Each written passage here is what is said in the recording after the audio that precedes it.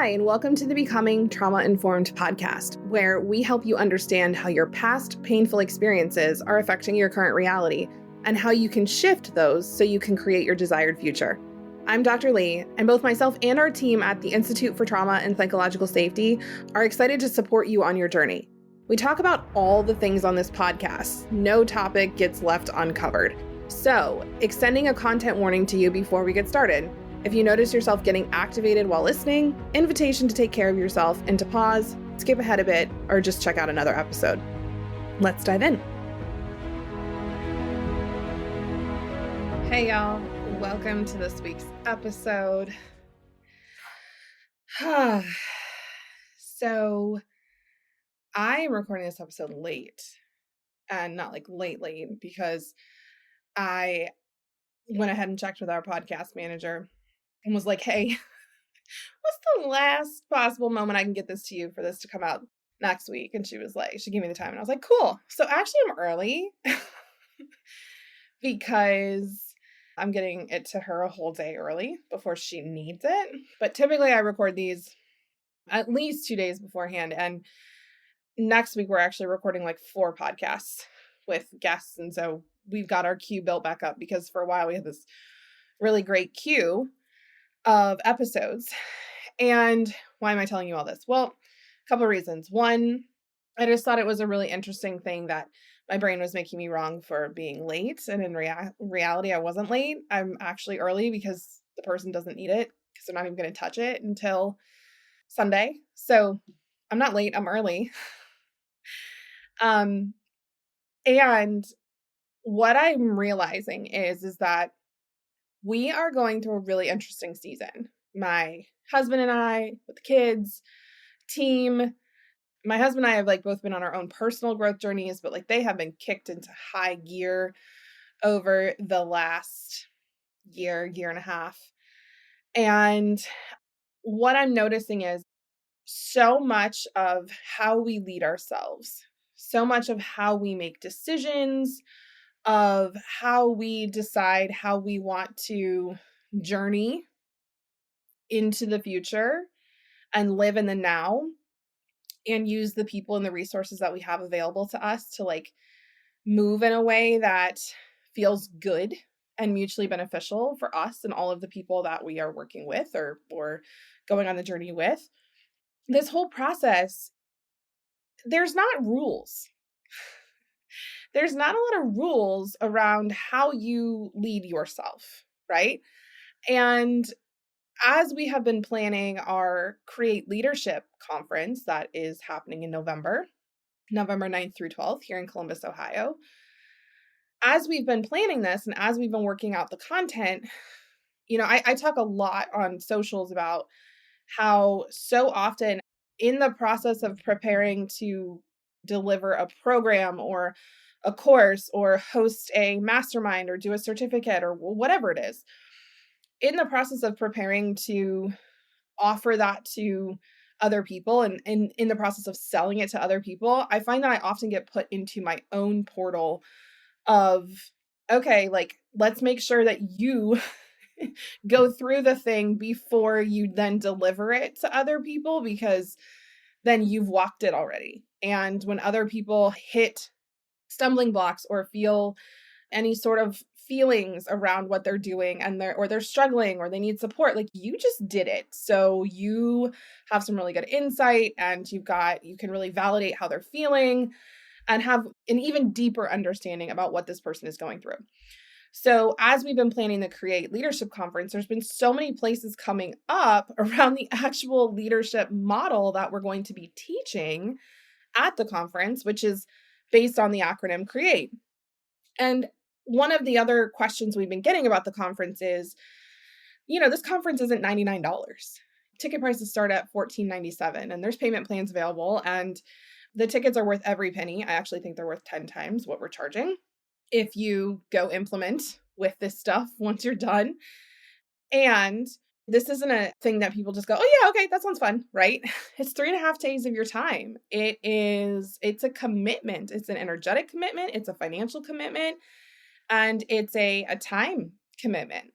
And so we've been getting questions about, about the conference and what we're going to be doing in the conference. And I was like, well, this is a brilliant opportunity to talk through the C.R.E.A.T.E model and what we're going to walk each and every leader through in that room over 3.5 days, what we're going to walk you through, how we're going to walk you through it. And I wanted to use the example of what's been going on in my own life.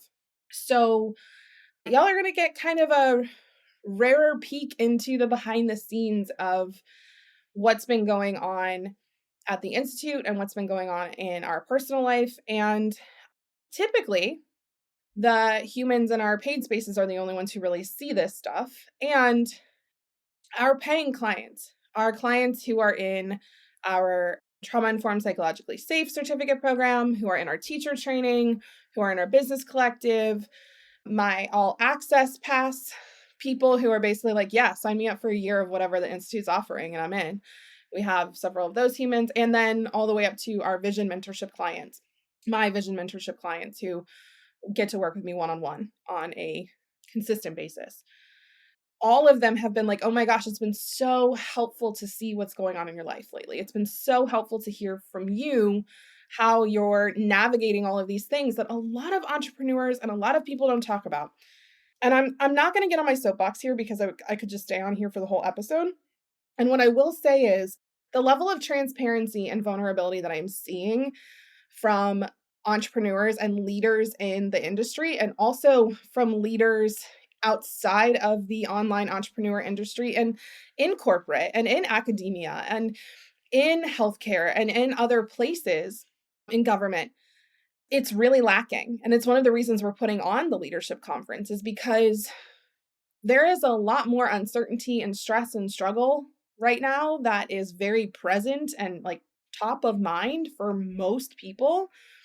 And what a lot of leaders are doing is getting less vulnerable, not more vulnerable with their people. And so I want to model this for all of you because this is something we're going to talk to you about at the conference. And so I'm getting a little ahead of myself because I'm getting excited. And I'm going to just talk through this C.R.E.A.T.E model and show you how I have been using it and we have been using it to enhance our leadership and to grow trust with our communities and our people and within our team, and how I've been really using this to lead myself and to lead others. So let's get into it. And like I said, this is the exact model we're going to walk you through at the conference. We're going to go way deeper into it. So if by the end of this, you're like, ooh, wow, it would be really helpful to have somebody actually walk me through this, like personally help me figure out my own leadership plan based on looking at these aspects of leadership, then you belong at the conference. So just throwing that out there at the beginning. And for those of you who are like, I can't go to the conference, I'm not interested in the conference, I don't even really consider myself a leader. Like, I love those objections. I love that your brain's like, oh, let me just turn off the podcast because none of this is applicable to me. I said this on the last podcast. I consider every single person to be a leader because you have one person you can lead, and that's yourself. So invitation to, even if you don't want to go to the conference, you don't want to lead other people, you don't think that this is potentially going to apply to you, invitation to listen, continue listening anyway, because you might get something out of it. And at the very least, you'll hear a little bit of like the back story behind the scenes of what's been going on. So with the C.R.E.A.T.E model, there's 6 letters. So we're going to go through all 6. So we got C.R.E.A.T.E. So the first letter is C. C stands for curiosity. Now, curiosity is something that will make or break you as a leader. And here's why. Because in order to be curious as humans, we have to be in a mental and emotional and nervous system state that is relatively calm. We have to not be feeling threat in order to be truly curious. And I've talked about this in lots of other episodes in the past season. So if you go back and listen to when we talk about threat responses, I talk a lot about curiosity there. And like why our nervous system needs us to be calm and needs to not feel threatened in order for us to be curious. And we'll talk a lot about that at the conference too. And for now, just knowing that My nervous system needs to not be in fight or flight for me to, or freeze for me to be able to be curious. That's really important because curiosity is one of the things that will save you from making some really big mistakes. And it will help you make decisions in a way that your future self is grateful for. Here's a great example, okay? From a business perspective, we have grown from people being aware that we exist and a social media perspective, from how many clients we have, we've grown exponentially in the last 20 months. And that is something that a lot of people have asked us from this curious place of like, how have you done that? And one of the things that I really believe led to our explosive, expansive growth was that when things worked, we paused, and instead of getting really excited and going like, oh my gosh, okay, now we've made it, right? Okay, it's working, so we're good. Just keep doing the same thing. Instead of doing that, or instead of going, oh my gosh, how do we do more of this immediately, right?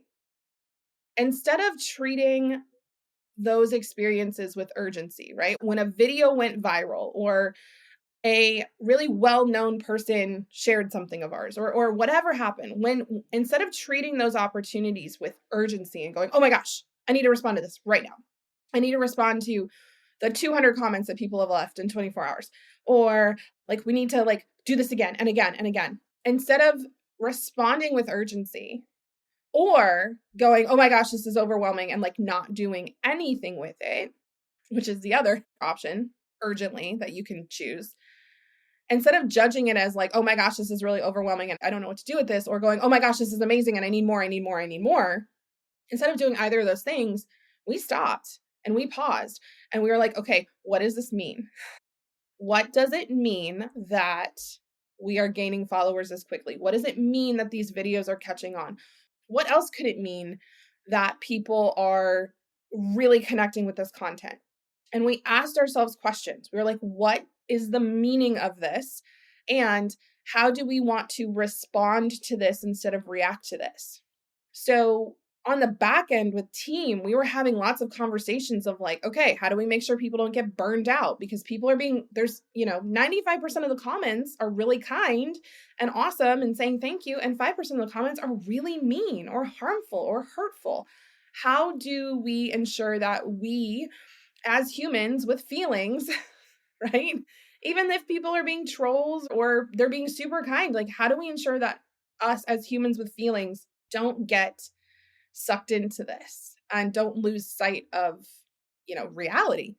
How do we as a team handle all of the messages and all of the influx of these things?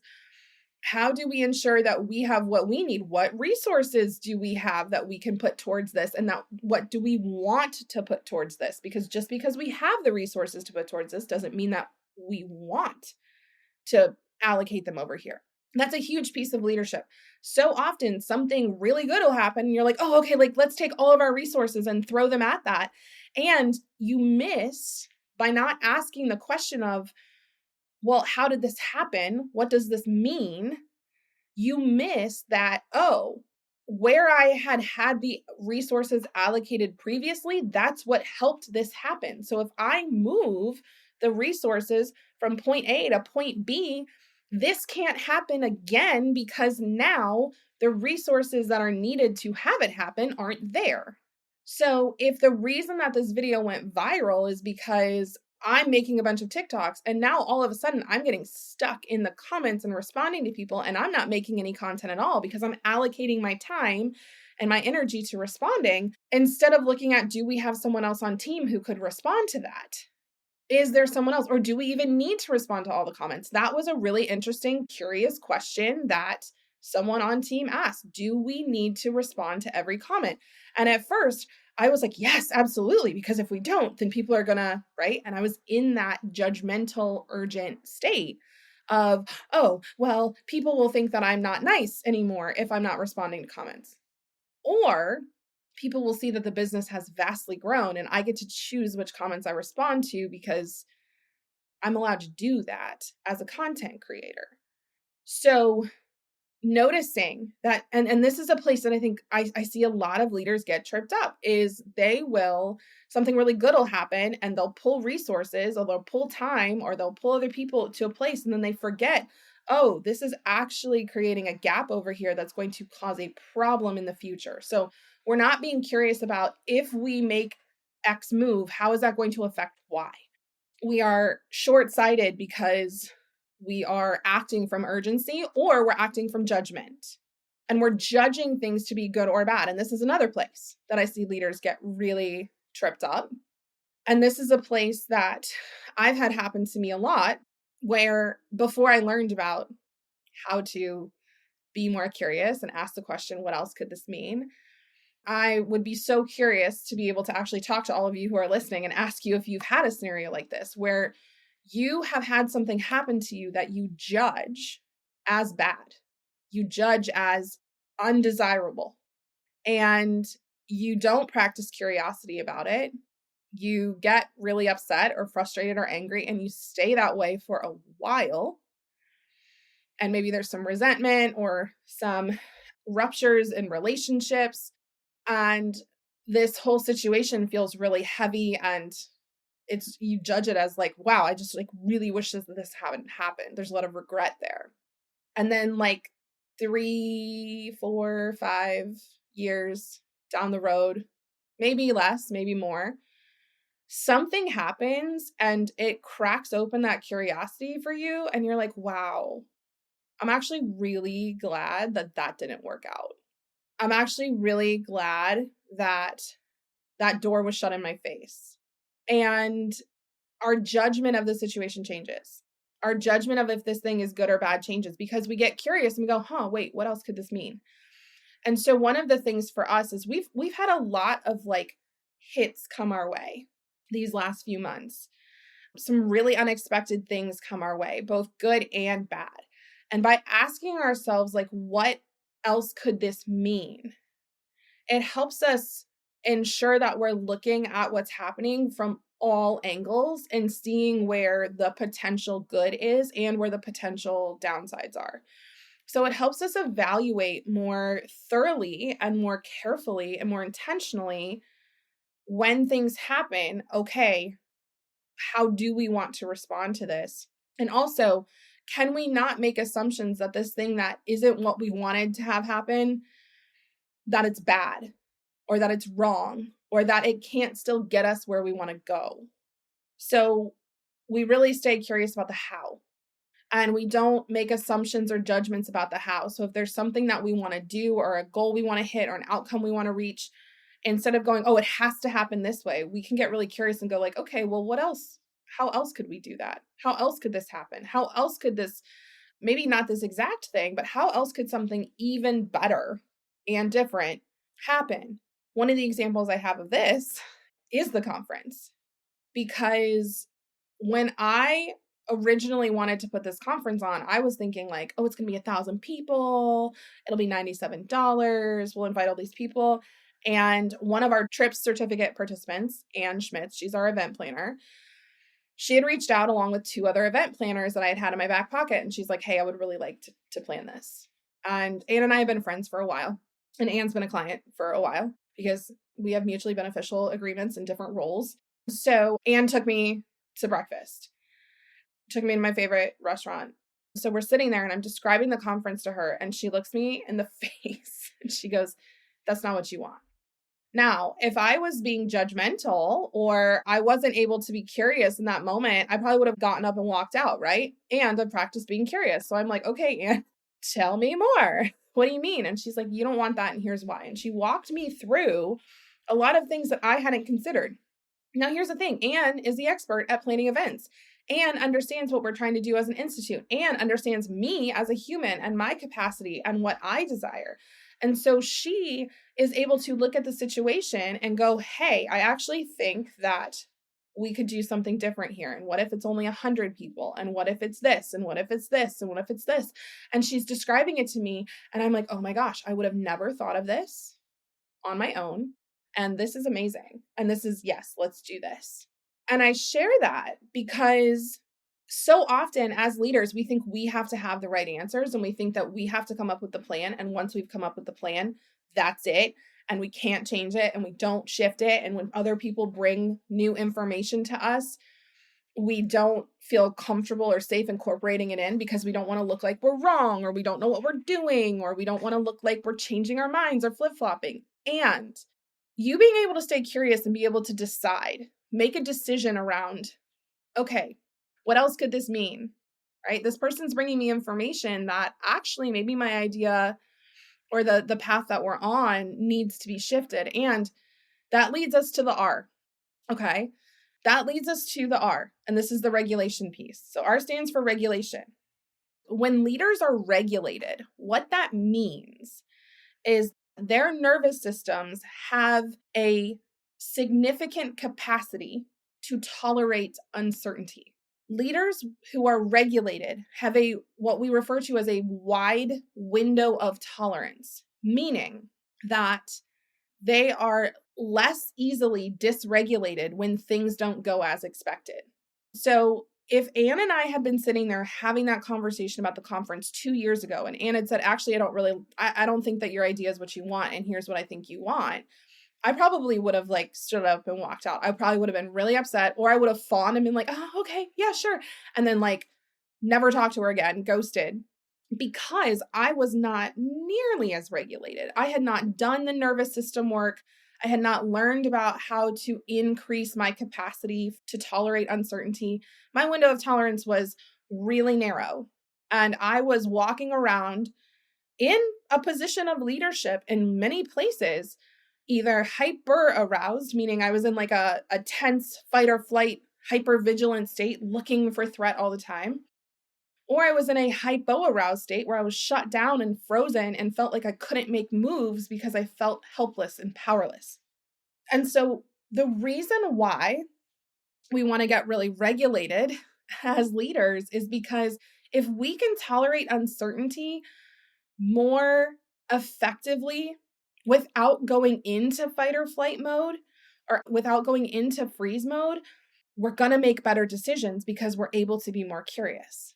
We're able to stay in the moment. We're able to hold things that are unexpected when they happen. Here's the thing. A lot of leaders who can really handle high stress environments, they look regulated. When I was a nurse practitioner and I was in charge, right? I had 30 to 40 patients to take care of every night. And I would say about 10% of my shifts, somebody got very sick and I had to send them to the ICU, or we had to emergently care for them in their room right there before they could even get to the ICU. I had to do that.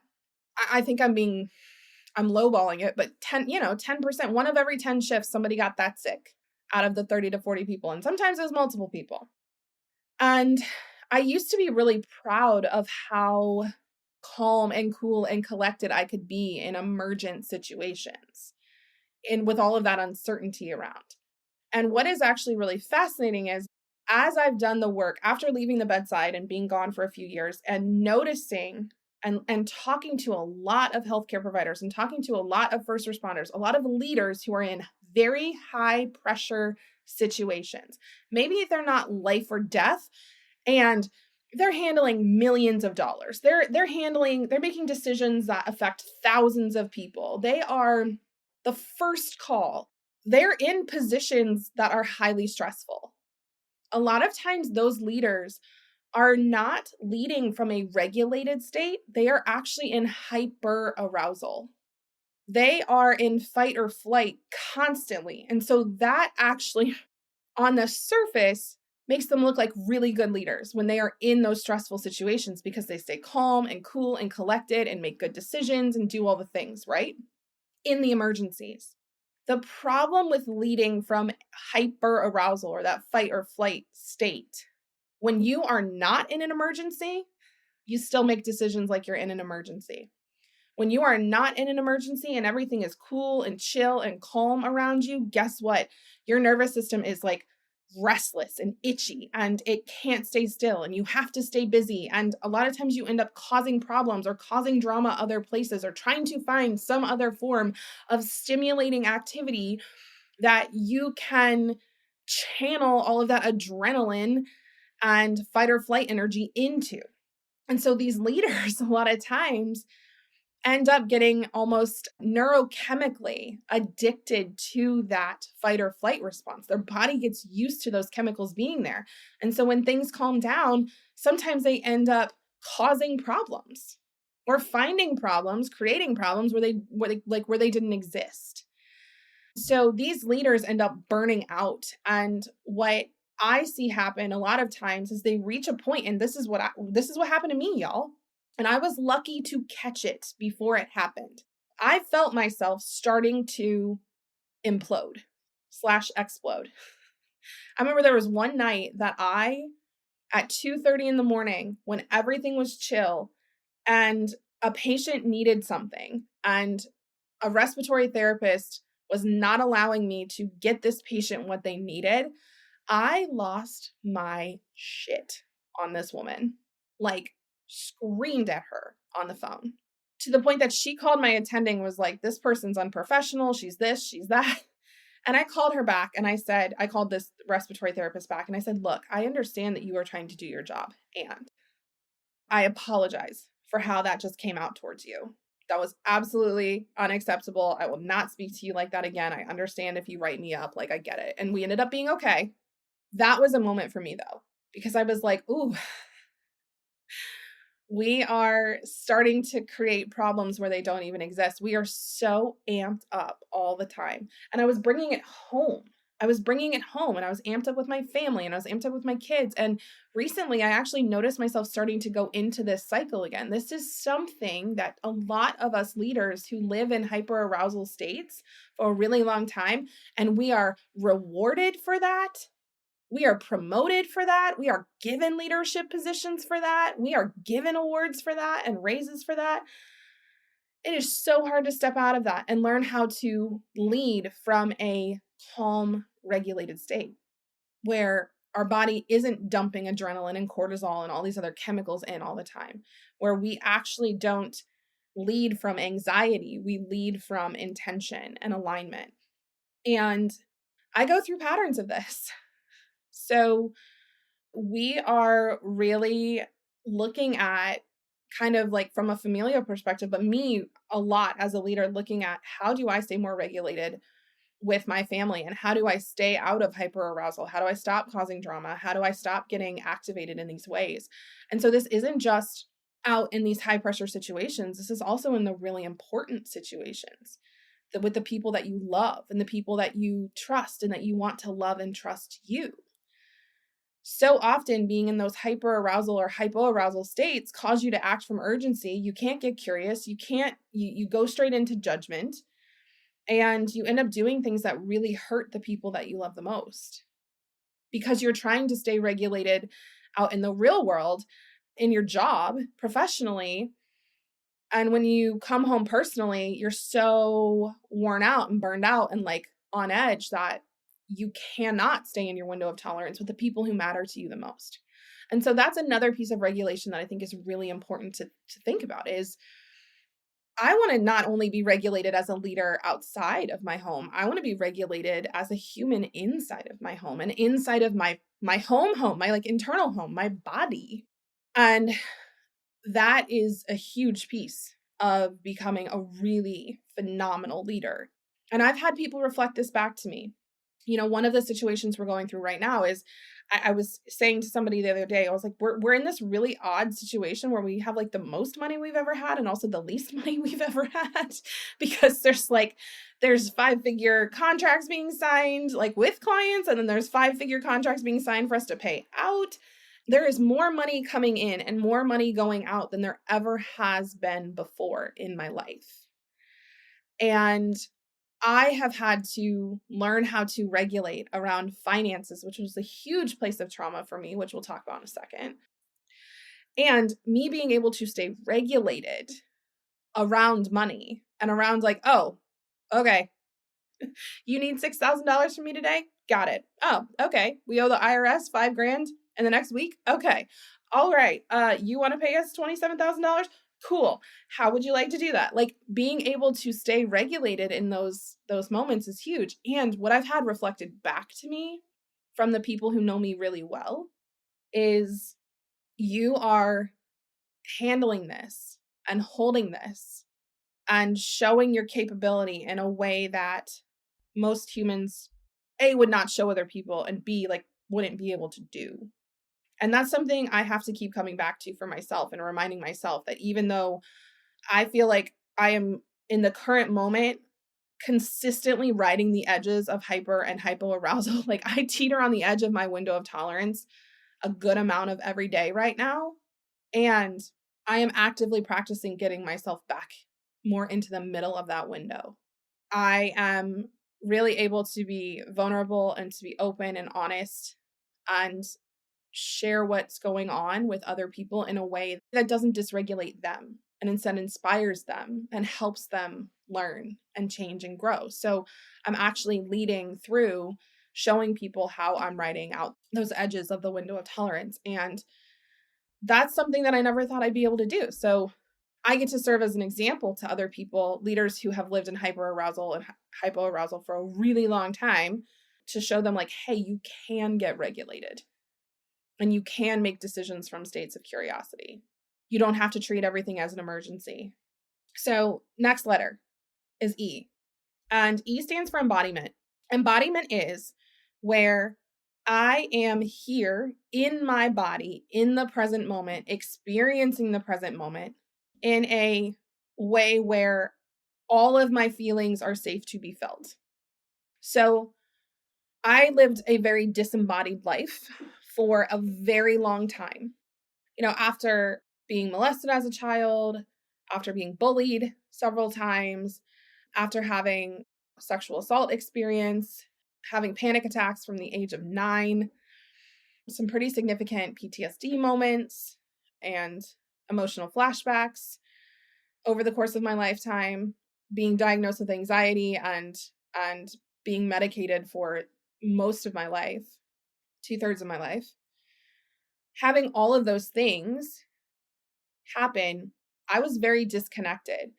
I was a disassociated or dissociated, whichever way you want to say it. They both count. They both work. I was a dissociated human, meaning that I didn't really spend a lot of time in my body. I spent a lot of time thinking about what was going to happen in the future, and I spent a lot of time thinking about what had happened in the past, and I spent a lot of time trying to not feel what I was feeling in my body.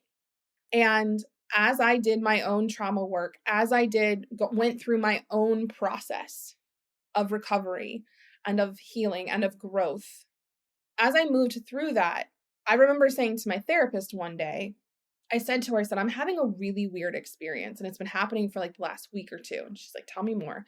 I said, I feel like I'm having an out of body experience. Like my body feels different than it ever has before. Time is passing differently. It's time is passing more quickly. And I'm noticing I'm getting to the end of the day and not like looking at my watch a bunch of times or going like, oh my gosh, like we have that in 2 hours, or I'm not anticipating a lot of things. And what she said to me was, oh, you're not having an out of body experience. You're having an an embodied experience. And I remember going like, is that what this is? It really freaked me out for a while. And I had never known what it felt like to just live in the present the vast majority of the time that you were here. Like you were just here, experiencing the things, doing the things, being in the moment. I had never experienced that. And I've told this story to a lot of people, and a lot of people have reflected back to me. They're like, oh, yeah, I spend a lot of time trying to get out of my body, not trying to connect with my body and really pay attention to what I'm feeling and what I'm sensing and what messages my body is sending to me. I spend a lot of time not listening to my intuition. I don't even know what my intuition is. I don't know how to hear it. I don't know how to see it or to like tell if it's present. I don't really know what I need because I'm so disconnected. I can't tell you if I need a hug or I need a snack or I need, you know, I can so rarely identify what my needs are because I'm so used to just invalidating them and not knowing what they are. Because in my past, when I knew what my needs were or communicated my feelings or communicated what was going on with me, people invalidated it or people made me wrong for it or people just didn't meet my needs.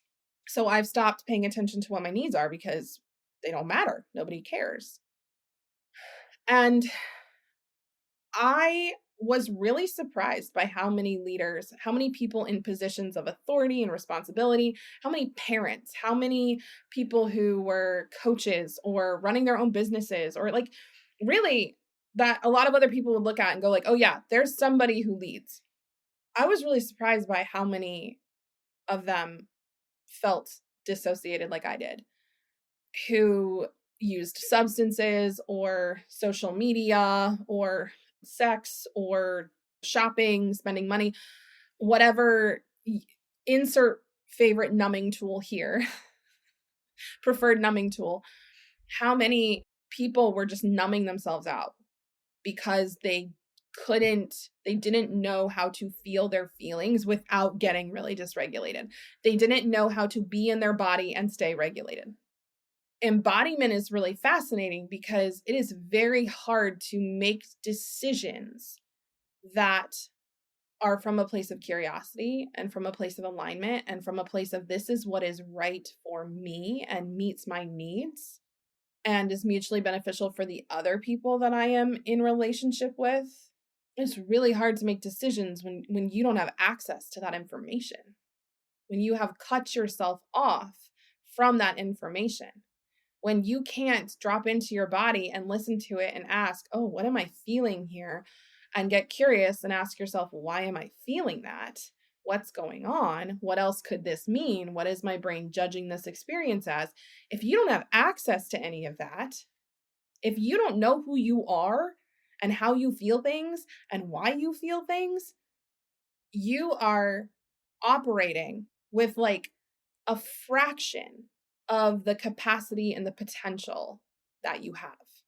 Something else that's been reflected back to me over the last year about what has shifted in people's experience of me is a few things. One, they're like, Lee, you're so much more who you are, right? You show up to TV shows without makeup on.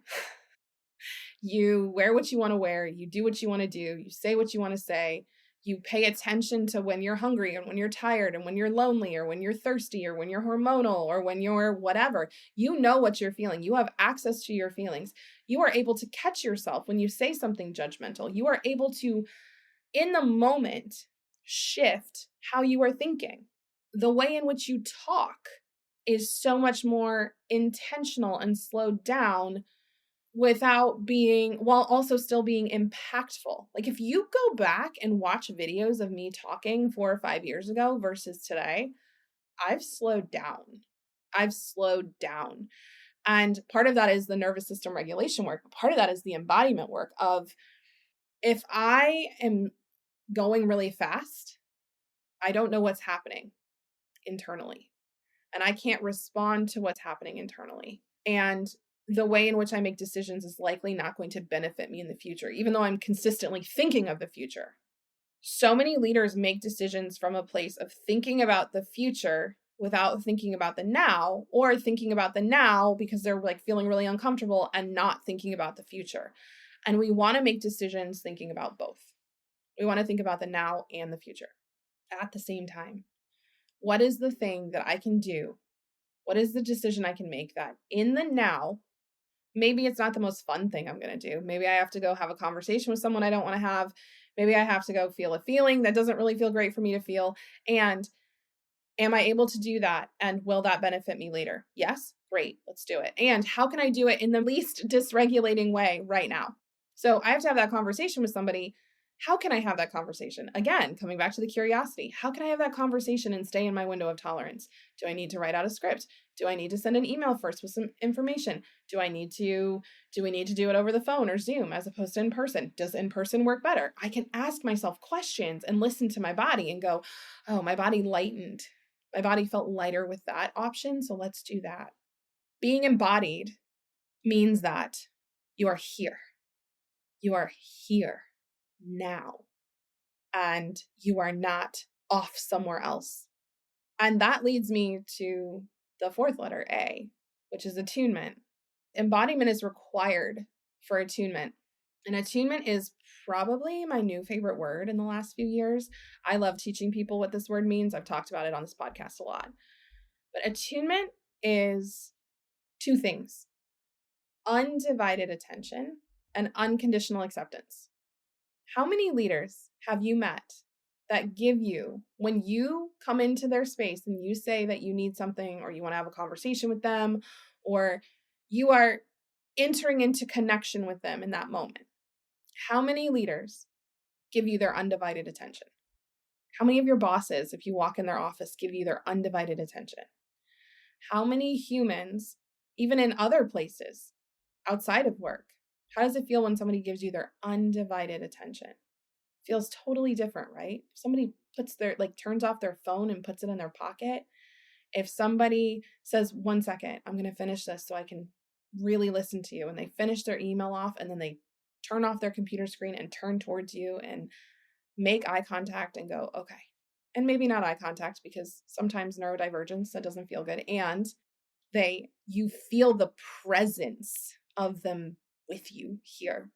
And then if you add in unconditional acceptance, and unconditional acceptance does not mean unconditional approval. It doesn't mean that whatever you tell this person, they're going to feel happy about it, or they're going to be like, oh yeah, you're totally fine. You didn't mess up. It's cool. We're not saying that they're going to approve. They're going to judge whatever you're saying as good or bad. Unconditional acceptance is, I witness and validate the experience that you are describing to me. So whatever the person in front of me is feeling, that is real. Whatever the person in front of me is describing as their reality, that feels real to them, and I am going to accept that. I'm going to accept that what this person is saying is their version of reality. That their feelings are valid. That their perspective is valid. It doesn't mean I have to agree with it. It doesn't mean that I have to say, yes, your version of reality is the same as mine. And so, I'm going to just take yours at sight unseen and, yep, that's the truth. It doesn't mean that. It means that we are going to honor and validate what this person is experiencing. This is a very rare feeling. It is a very rare feeling to be connected with somebody who is attuning to you. And you know this. You know if you've experienced this, because a lot of times you're like, oh my gosh, this person's like, they see me. They hear me. They get me. And they're not making me wrong or judging me. Now, they may not like what I did. They may not agree with my decision making. They may have their own feelings in response to what I am sharing with them. And they're here with me.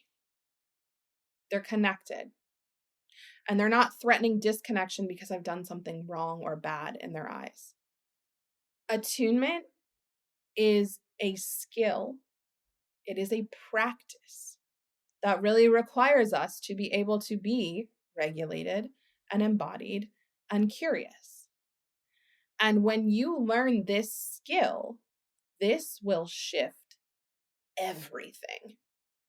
Because when we talk about the next point in the leadership model, if you can combine your ability to be attuned with someone else and your ability to be attuned with yourself, can you give yourself unconditional acceptance? Wow, I'm feeling this feeling, and instead of judging it, I'm going to just let it be here.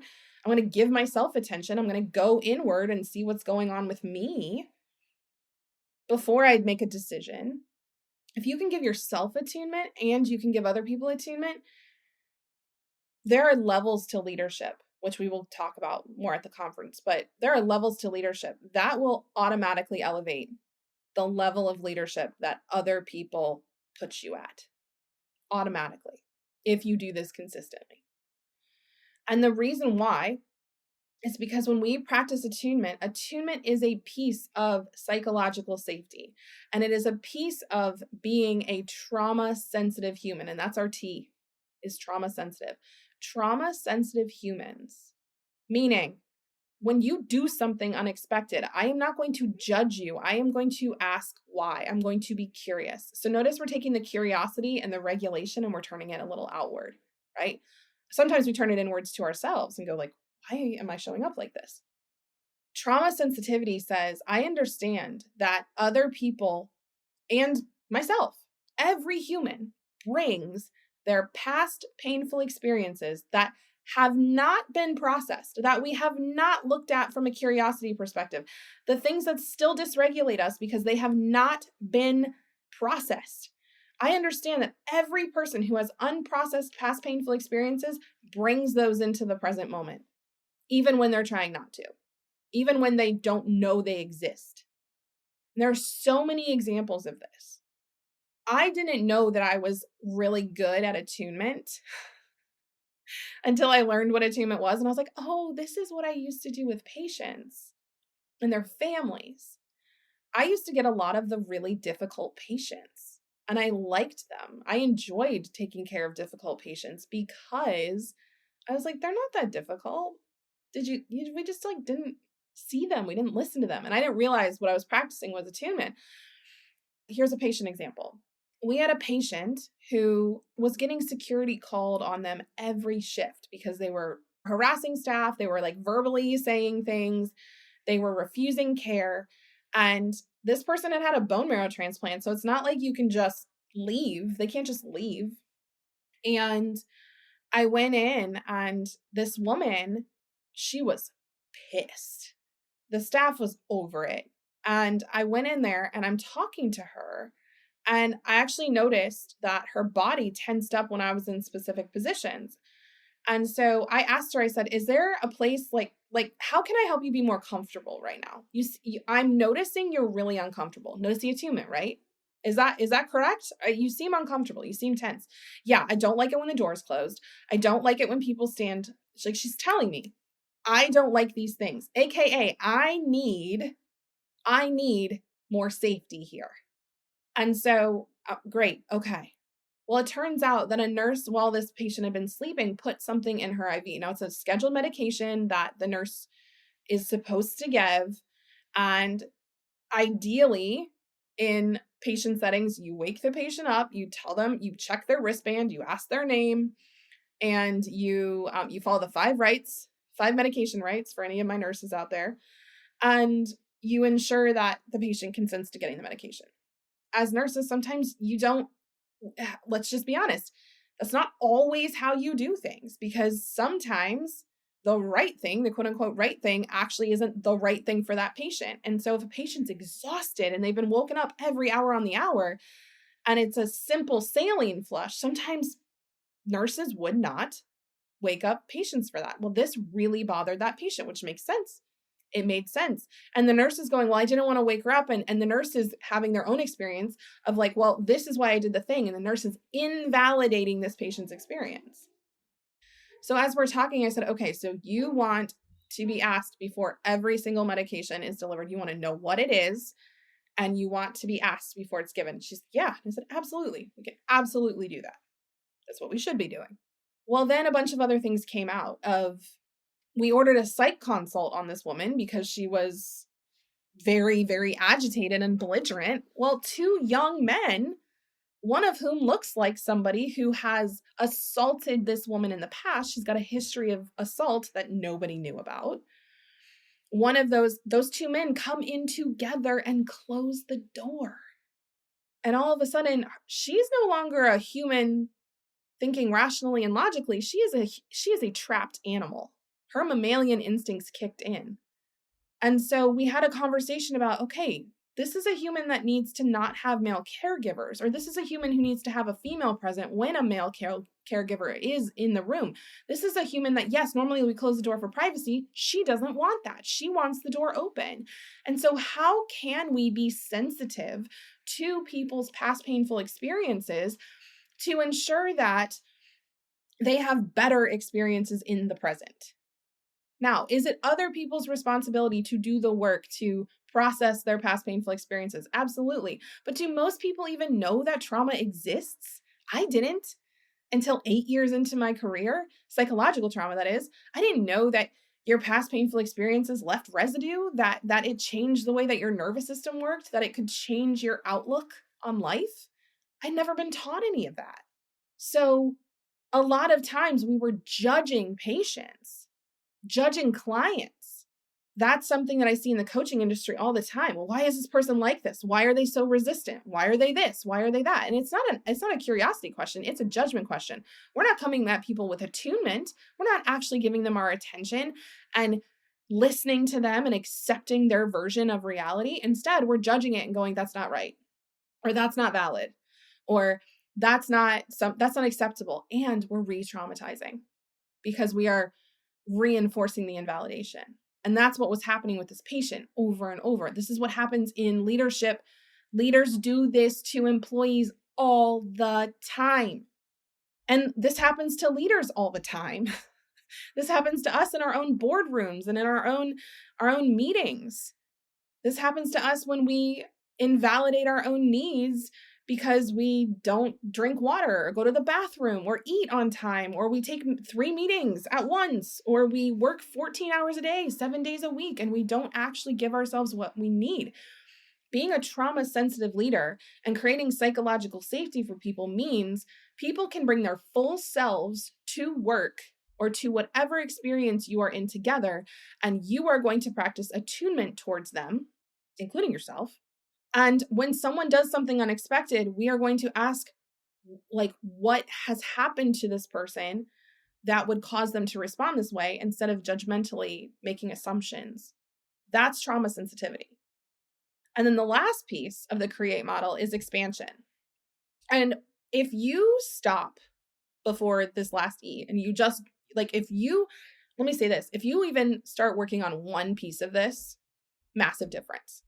If you just start with curiosity, if you just start with regulation, if you just start with, how do I start being a little bit more sensitive to people's past painful experiences? If you start with any one piece of this, you're going to see a huge difference in your leadership, in how people trust you and how people respond to you, communicate with you, all of those things. And the expansion piece is this. How do you start in intentionally modeling this for the other people that you are leading? How do you help show and teach them how to start acting like this towards the people that they are leading, the people that they are working with, serving, supporting? The expansion piece is, how do we create spaces and teams and organizations and cultures that have all of these things built in? Because remember, every single person in the organization is a leader.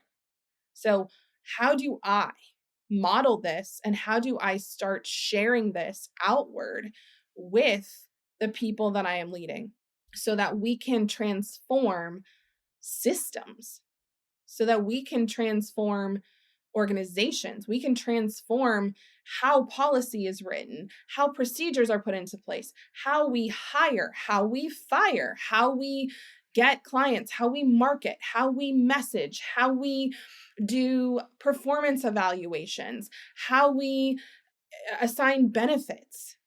How do we decide benefits for people? When there is a complaint against someone, how do we handle that? How do we allow people to be whole humans and bring their full selves into the places we're leading? How do we do these things? And that's expansion. Expansion is, this gets to go beyond me. This gets to have a ripple effect. And so that is a huge piece of what we are going to talk about at the conference, because yes, you can find these other pieces and parts other places. And I have yet to find The reason I created the Institute in the first place was because I had yet to find an organization that knew how to do this, that inherently modeled this. And we have people come from across the world come into our space and go, wow, I've never experienced a space like this, because every space I'm in, there's not attunement, there's not trauma sensitivity, there's not, like, the leaders aren't regulated, they aren't embodied, they don't practice curiosity on a consistent basis. As leaders, a lot of times we are responsible for ROI. We are responsible for our key performance indicators, our metrics, our benchmarks, our return on investment, all of those things. And so we focus in on, are people satisfied? Are people engaged? Are people, like, what's our retention rate? What's our profit? What's our, like, what are our profit margins? What's our attrition? What are our test scores? We look at all of these outcomes.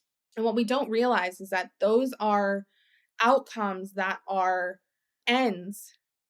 And we focus on the ends without really looking at the means.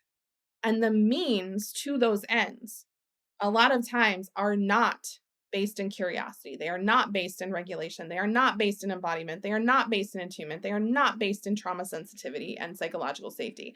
They are based in outdated, dysregulated, scarcity-focused practices. And so learning how to create a journey, to lead people on a journey that actually incorporates all of these forms, all of these pieces and parts of how we lead, shifts the ends. And I will tell you, because I've seen it, organizations where there are higher rates of attunement, there are higher rates of engagement, there are higher rates of satisfaction, there are higher rates of retention, there are higher rates of referral, there are higher rates of repeat customers, there are higher rates of positive reviews. Organizations that have employees that know how to stay regulated and also help others be regulated, less complaints, less chargebacks, less cancellations, right? So all of those ends that we focus on as leaders, those KPIs, those metrics, those benchmarks, all of those things, so often we're like, oh, that's what we need to improve. And so we go off after the hard things, like the solid strategic things that will improve those numbers, those outcomes, those ends. And we don't realize that these are the means. It's less about strategy and more about skill set in practicing how do we be these things, not how do we do these things. How do we be better leaders rather than how do we perform better? That is what we're going to do together. That is what we are going to do together in November. And we already have an amazing amount of people, like the list of humans that are coming. I'm geeking out already. We have a few options for how you can come and how you can attend with us. The first one's a general admission ticket, and you get to come to the conference. You get some snacks and some meals included, and you don't stay with us. You come home if you live locally, and then you come back in the morning. So each day you don't stay on campus. You don't stay at the location of the conference with us. That's our general admission. Our all-inclusive, you get a room right on site, 2 minutes away from where we're going to be meeting every day. You can do a shared room option with another person, or you can have a private room. If you're like me, you need the private space. All good. If you want to save some money, you can do the shared option. And you get to be with us on campus. If you're like, I need to be able to like play full out and be here and not think about traveling or going back home to the kids or whatever, if you are able to do that. Some of us, we need to go back home because that's how we're going to be able to attend. And that's great, right? We're allowed to do what works for us. So there's a private room option and a shared room option. And then the third option is our expansion upgrade. And you can add this onto your general admission ticket or your all-inclusive ticket. And that means that you get to be during our breakout sessions where we go into smaller groups of humans. So there's 100-ish in the bigger session, and then 10 to 15, potentially 20 in the smaller breakout sessions. When you get into your breakout session, you're going to have some of our very own teacher trainers there with you, helping guide you through creating your personal C.R.E.A.T.E model that you can take back with you home and implement. If you do the expansion upgrade, you get to be in my group. You get to hang out with me for 3.5 days. Yay. You also get a private group dinner with us Friday night with me and with team.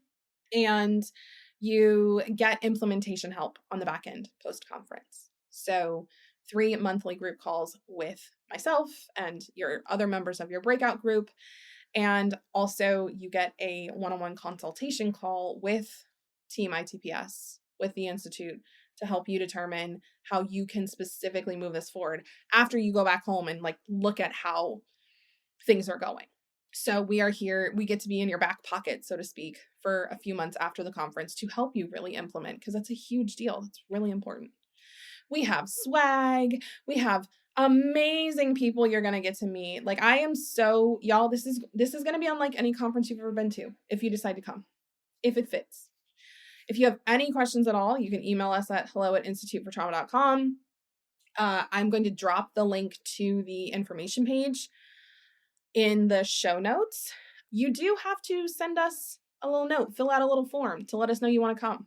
You can't just go to the sales page and purchase. That's intentional. We're not going to, anyone who's I really want to come, we're not going to be no, you're not allowed. That would not be very trauma sensitive. And this is so we can make sure that we support you in getting what you need. Because there's a few questions we may ask around if you're oh, I can't get there till the 10th. Is this okay? Or you're oh, I want to bring my whole team. We get to have a conversation with you individually and make sure you are supported so that when you say yes, when you do go to fill out that payment form, that you feel certain that your needs are going to be met. So this is a chance for us to get to know you and ensure that when you come, you're going to get what you need. So I hope to see you there. I really do. This is going to sell out. I keep saying that to the universe. I trust it. This is going to sell out. We also have payment plans available. So if you'd like the most flexible payment plan, because they're going to shift each month. So the most flexible payment plan is through July 31st, where you can pay over 4 months. And then in August, it goes to 3 months. September, it goes to 2 months. And then October, it will be pay in full. So if you would like to do that payment plan and have the most flexible payment plan, hop in there in July. Thank you for joining me. Thank you for listening. And I hope that this helps you think about how you lead, how you want to lead moving forward, and identify some places that maybe it would feel good for you to get some support, because we are here to help you if that feels right. Love you all. See you next week. Thank you so much for listening to today's episode. Invitation to head to our show notes to check out the offers and connections we mentioned. Or you can just head straight over to institutefortrauma.com and hop in our email list so that you never miss any of the cool things that we're doing over at the Institute. Invitation to be well and to take care of yourself this week, and we'll see you next time.